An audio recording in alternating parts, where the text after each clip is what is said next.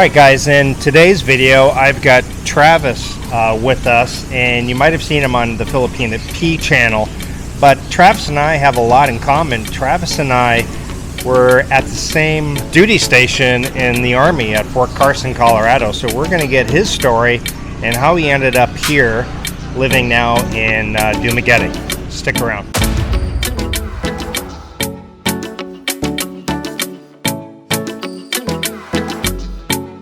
All right, well, Travis, good to have you here, and what a small world. I know we had talked a couple months ago now. Right, yeah, about 4 or 5 months. 4 or 5 months, and we were talking, and during the exact same time period, we missed each other by a few months. We both were at Fort Carson, Colorado. Right. And we were both in the same unit at the 10th Combat Support Hospital, right. 10th CASH. Yeah, small world, very small world. And you were in Germany before that. Correct. And so was I. So it was like we were two ships just kind of passing by. And now you got out a year earlier than I did, and then I was a year later. But almost the same path as far as the Army goes. Yeah. Yeah. It's weird how small the world can be with so many people in it. I mean, it's... Yeah, it's just crazy. So you came out here, and this is your very first trip to the Philippines. It is. Now, how did you decide on the Philippines? What made you think, okay, well, let me check out the Philippines? Mainly it was for financial reasons. Okay. Unfortunately, my wife passed away a couple of years ago. Sorry to hear that. But married debt went down to one income. So Right. had to pay everything off, and I just got tired of the struggle, started looking elsewhere. Mm-hmm. I was on YouTube for a completely different reason, and I ran across one of your videos. So was I the very first video? You were the very first one I saw for the Philippines.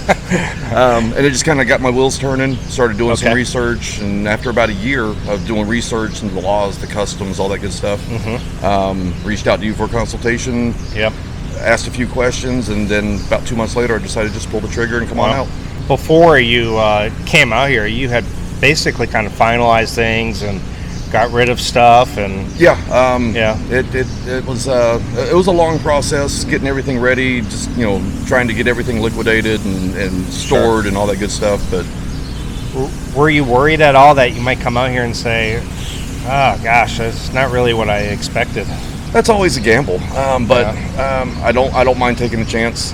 I've got backup plans in case everything goes south here, but so far, I mean, I'm still in the honeymoon phase, but I mean, so far, man, it's been great. So. Okay. Well, you are 50 years old. I'm 52, so we're just about the same age. And did you ever think you could be dating a girl who's in her 20s or even 30s ever again? Absolutely not. Absolutely not. No, in the West, that's something I would not have even considered. Yeah.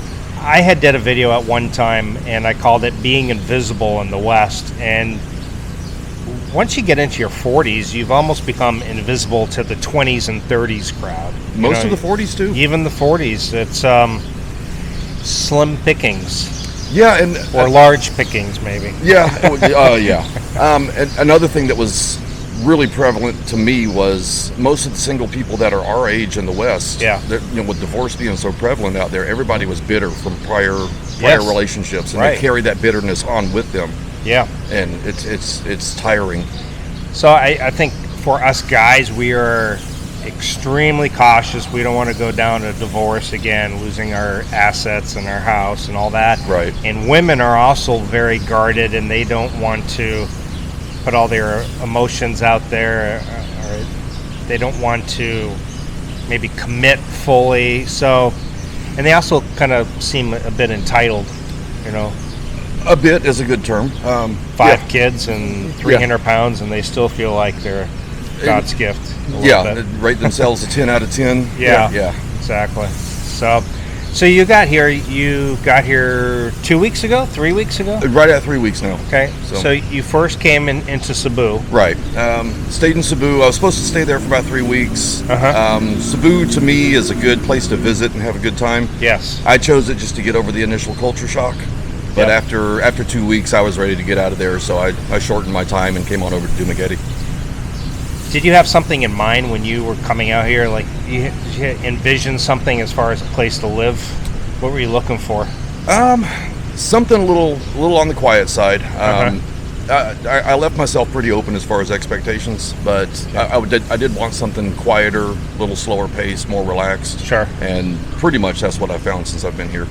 And so 2 weeks Cebu, you ended it short. You Right. came to Dumaguete, and you like Dumaguete. Oh yeah, I've been in Permagrin since I've been here, man. It's been I love this little place. It's so much to the point you've already put a deposit down on a place, and you're ready to call this home for a while. I moved in December 1st. So how much stuff did you bring out with you? I liquidated all the way down to a suitcase and a backpack. That was me. I had one suitcase, one backpack, and I think my laptop bag. Yeah, yep, that was same it. thing. So very good. Yeah, I tell people that's the best thing to do. I mean, you can order Amazon now with free shipping here. You can order clothes, so it's not a big deal. What are some of the things that made you say, "Hey, this is a great place. This is where I want to be"? Did a lot of research. I looked into the culture. I looked into the the laws here. I looked at the language barrier not being an issue is a big thing. Yes. I like the way the culture is centered around the family. It's something we used to have in the West that we've lost. And all of those things were just checked off all the boxes as I was going through. Yeah. And what about Dumaguete in particular? Why more Dumaguete? It's more of a laid back vibe. I mean, it's more relaxed. It's still got its hectic times, just like any other place. But I mean, it's smaller. You still have all the amenities if you know where to look for them. Right. It's just more relaxed. It's peaceful. How do you feel about the overall friendliness of Filipinos? I've been blown away by that. Yeah. Just for instance, 2 days ago I was in the mall and I couldn't find the store I was looking for, so I stopped a couple that was walking. Sure. And not only did they tell me where it was, they walked me there. Wow. That would not happen in the West. No. I mean, and we stayed and talked in front of the store for a little while. I mean, it's been incredible. And you're from the South, which is supposed to be kind of a friendly place, right? Yeah, Southern hospitality. Yeah. Yeah. Not so much anymore. Small towns, big towns, no. Yeah. So Dumaguete's home for a while anyway. That's the great thing traveling with one suitcase and a backpack. You could do 6 months here and decide, off to the next place, right? Yeah, exactly. So tell me about the dating. Before you came here, were you doing any dating in the West? A little bit, but not a whole lot, just because, like I said, my wife had just recently passed. Sure. So I dipped my feet in the waters. I met some very, very great people.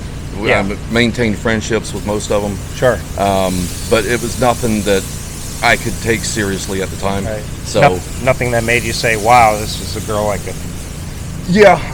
It just everybody's got their own priorities, and I guess our priorities didn't mesh up very well. So yeah. And how about here so far? I know you've been just a few weeks, but how's the dating so far? It's been. I wouldn't really say I've been like dating too much. I've gone on, met people for dinner, met people for drinks, stuff like that. But I mean, it's been, the conversations have been great. It's a completely different world. I mean, I could probably describe it better when I'm not trying to. Right. But it's completely different. I can't even put it into words. What do you find different from a Western girl? Like what's like some of the obvious things that stand out right away with a girl you go on a date with here? They're definitely, and this is not a dig on Western women, but they're definitely more feminine here. Yes. They take pride in their femininity. They do. And I don't want to say submissive, because I don't think they're submissive. They're just more agreeable to discuss things openly. I agree. Yeah, you don't often see Filipinos running around with short hair and dressed manly. They like to embrace their femininity. Yeah, it's for sure. It's refreshing. Yeah, and they seem to be very soft-spoken. They are. Versus a lot of Western girls. It's not a dig on them, but they can be have a lot of masculine energy. Yeah, Western women. So it's almost like and. The weird thing for me is, because I'm a communicator, I like to talk. I like to have discussions. Sure. And some of them seem like they're almost embarrassed to have their own thoughts on a subject, and you almost have to pull it out of them. So so you will learn one thing that Filipinos will say, and maybe you've already encountered it, but they will often say "up to you." Have you encountered that yet? Every single time. Yes. Yes. So they really want you to, and it took a while for me to get hold of that, but they want you to kind of take charge. They want you to be the man in the relationship. Right, So. exactly.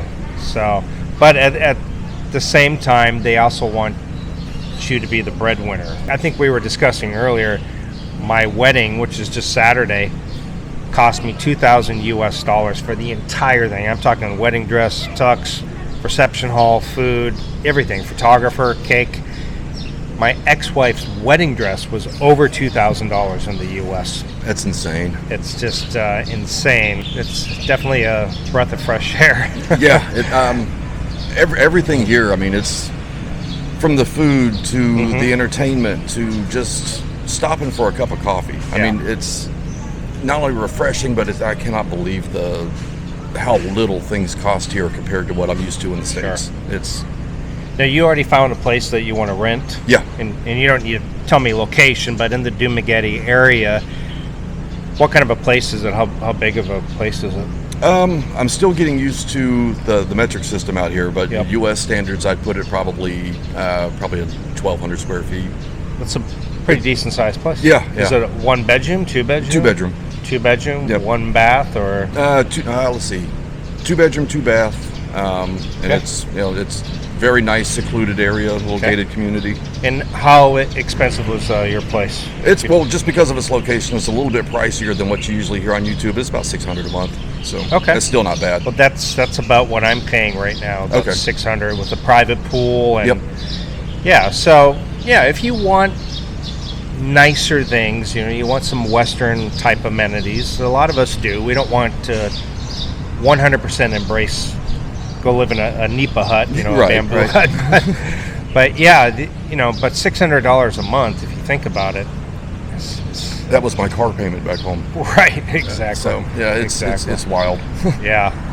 Now, as far as Filipino food and stuff, have you?